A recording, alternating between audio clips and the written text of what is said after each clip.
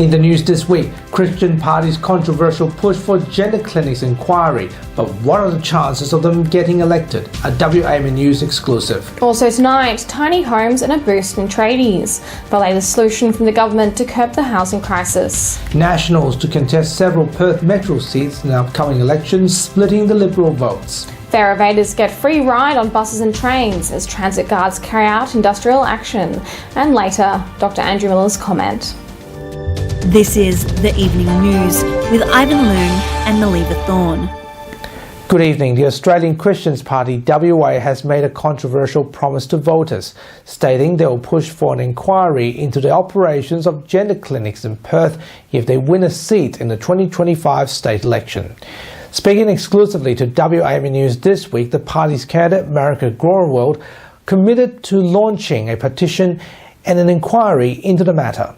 Of course, for the Australian Christians Party, what we've seen over the last couple of years with the implications of these gender diversity clinics is quite worrying, and we are absolutely committed to running a full-scale petition and inquiry into how these gender clinics are operating in Perth, Western Australia. The party's announcement has triggered a wave of community debate, but does the party have an actual chance of getting elected in 2025? Here's Peter Kennedy with his exclusive take. Australia has a history of parties being closely linked with religious groups. The most obvious one, I guess, post-war is the Democratic Labor Party, which was a spin-off from the Australian Labor Party in the mid-1950s. And the strong influence in the Democratic Labor Party was linked with the Catholic Church, which had about 20% of the population in Australia. And right-wing Catholics were inclined to support the Democratic Labor Party. At the height of their power, the Democratic Labor Party had 5 senators from various states. But since the mid-1970s, there have been no members of the DLP in the federal parliament, with one exception.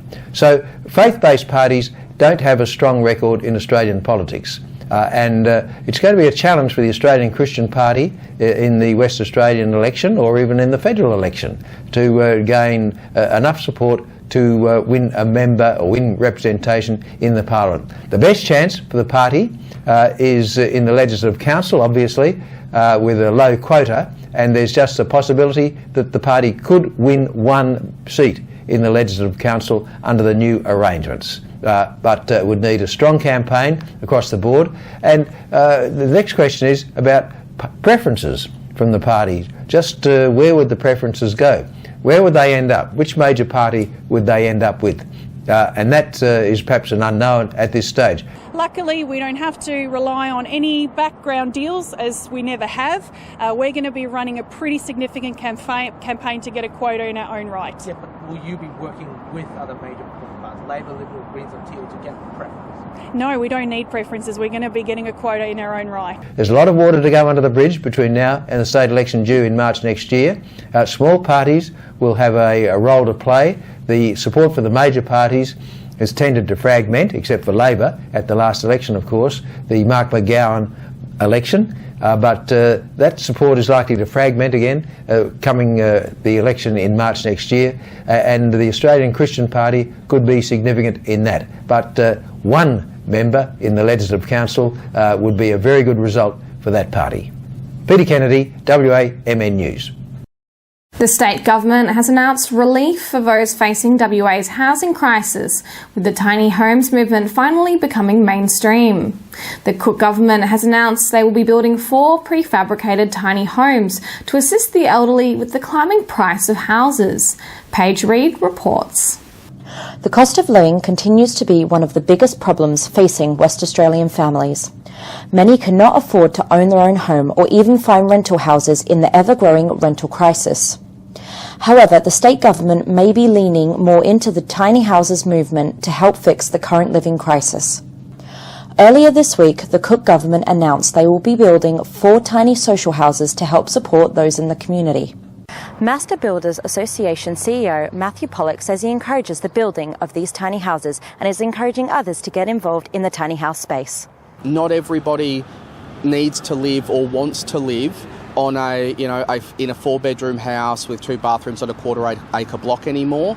The demographics around the types of people that require social housing has changed, and that means that tiny homes will play a greater role over time. These 4 new prefabricated houses will help provide new homes for the elderly living in the community.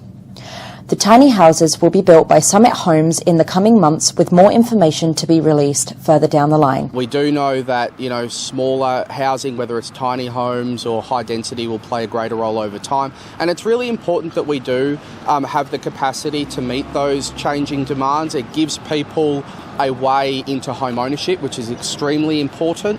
The Cook government have also announced they will be delivering an additional $21.5 million to expand the group training organisation wage subsidy program to boost the state's building and construction workforce to help homes get built sooner.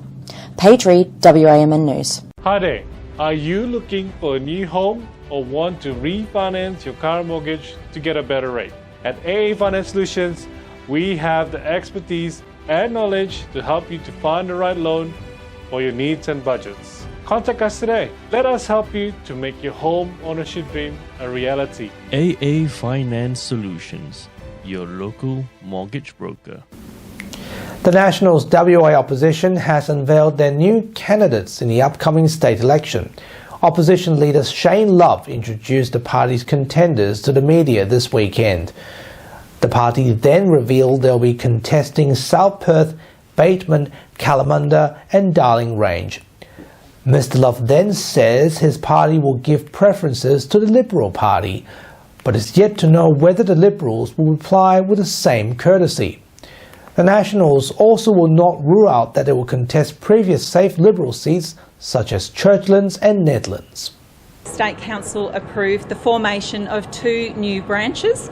We are going to be forming a branch in Kalamunda and a branch in South Perth. We see that there are synergies between what we have to offer and many of the local communities in the metropolitan area. There is an opportunity for the Nationals to put our values forward and for people right across the state to support the party. Perth Public Transport Guards have kicked off their industrial action and did not charge fare dodgers a fine this week. According to the Western Australian State Secretary of the Rail, Tram and Bus Union, Joshua Decua, transport staff such as support staff, calling-in staff, officers and customer service workers are taking action to protest the state government's pay offers. Mr. Decua believes that while it may affect state government revenue, the union is not concerned. Our game here is to draw some attention to the fact that we went quite some period of time without an offer. We're 5 months, almost 6 months now past the expiry of the last agreement for the transit officers, and the offer that we did get the night before our mass member meeting wasn't sufficient enough, so we've rejected that. The Australian Federal Police are reportedly investigating the vandalism of the Office of Federal Resources Minister Madeleine King this week by an anonymous activist.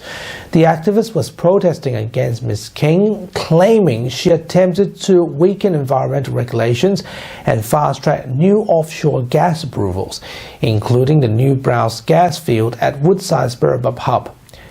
Photos released by the activist group showed a mural of marine life on the wall of Ms. King's office, graffitied with the words, "Madeleine, don't let Woodside make Earth into Uranus." The anonymous activist says they are proud of their message. This protest comes after Disrupt Burrup Hub activists staged a peaceful sit-in inside Ms. King's office on Friday, urging Federal Resources Minister to oppose the construction of a new Woodside Burrup Hub. The activists sat in publicly accessed foyer for an hour until police arrived, after Ms. King refused to comment. Police in Fremantle are seeking public assistance regarding a series of burglaries in White Gum Valley earlier this month. The incidents occurred between March the 15th and March the 16th. In one incident, 3 unidentified males broke into a Jeep on Watkins Street at around 6 p.m, stealing personal items. Shortly after, they forced entry into a residence on the same street, making off with an electric bike. The next morning, at around 4:40 a.m, the same individuals attempted to break into a vehicle on Biddles Lane, stealing a mobile phone. They then threatened a resident in the backyard of a home on Loys Lane. Following this, they attempted another break-in on Hope Street. The investigation is ongoing, and anyone with information should contact Crime Stoppers. And now here's Dr. Andrew Miller with his weekly medical and news commentary.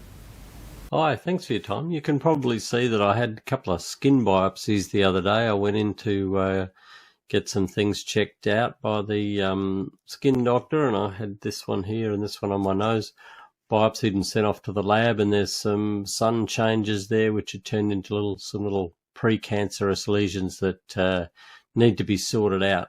Now, really important to keep an eye on our skin. It's, of course, the biggest organ in our body, and it can occasionally revolt against us, particularly when we've had long sun exposure, which is true of most of us who've lived in here in Western Australia for any period of time. If you grew up like I did, it was a bit of a cycle of sunburn and then peeling and calamine lotion and then back out in the sun again without much protection. We're a lot better at it these days. I think we're very good with our kids, and we have the no hat, no play rules at school, and we are very good with them with their sunscreen. But sometimes us adults aren't as good at protecting ourselves. And so just a reminder that if you're going to be getting any UV exposure in Western Australia, it's pretty much always hitting dangerous levels while the sun's out, even in the cooler months. So we do need to consider the sun cream, stay in the shade, and hats, and protecting our eyes, of course, with good quality sunglasses, also very important. And then don't hesitate to get things checked out. At the very least, get some decent photos of your skin. You can easily do that at home. And keep an eye on anything that might be changing over time. But your local GP can check out any suspicious things you have, anything that's changing, anything that's new, certainly anything that's bleeding. Those are the kind of things that may need some attention. And like a lot of things in life, if you take care of it early, it doesn't give you a big problem later on that means you need to spend a lot of time around people like me, which is always best avoided. So take care out there, look after yourselves and your family, and thanks again for your time. And that was Dr. Andrew Miller. Speaking of Easter, Ivan, what are you excited for about the holidays? Oh, of course, a long weekend. We can all have an excuse to take a break. I would love to take a break during that long weekend as well. I don't know about you. But we got usually the favourites, the Easter bunnies, and then you got the hot cross buns. And of course, for religious people, of course, going to church on time is very, very important. What about you? Well, I'm looking forward to spending lots of time with family. I'm looking forward to eating lots of chocolate. I'm looking forward to going back to the wheat belt. And now, here's Leo with what's coming up on 6 News tonight. Thanks, guys. On 6 News, we got the latest results from the Tasmanian state election, with Labor appearing to concede and the Liberals set to form another government.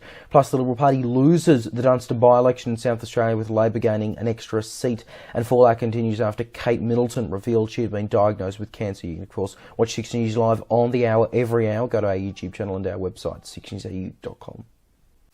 Thanks, Leo. And that's our weekly news and current affairs. We have the latest news on our website, wamnnews.com.au. Remember to subscribe to the WAMN Extra News Club so we can continue our work in the community. Full details on wamnnews.com.au/news/extra. From Melly, Paige, Peter and myself, we wish you all happy Easter, and we'll see you next time. Thanks for watching.